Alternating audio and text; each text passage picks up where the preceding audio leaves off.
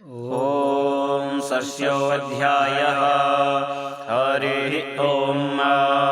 वायग्ं सोमव्रते तावमानस्तानुखो विव्रतः प्रजावन्तः सचेमहि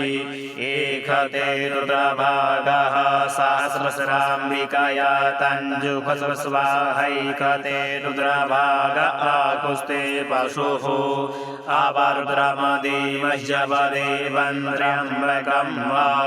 यथा नो वस्यस्कर्यथा नः श्रेयस्कर्यथा नो व्यवसाययात् भेखजमसि भेखजङ्गविश्वाय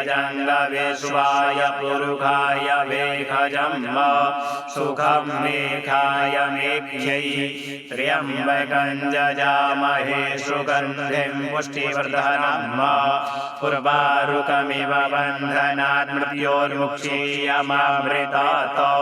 त्र्यम्बकं जजामहे सुगन्धिं पतिवेदनम्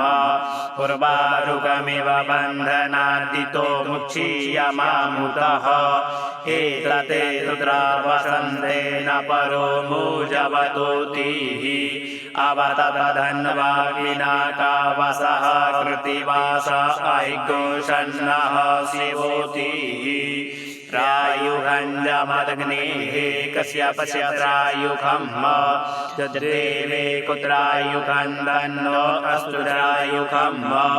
शिवो नाम शिशुवादिदस्ते पिता नमस्ते अस्तु मे माहिगुंसीः निवर्तयाम्यायुघेन्नाद्याय प्रजननाय रायस्पोखाय सुप्रजास्त्वाय सुवीर्याय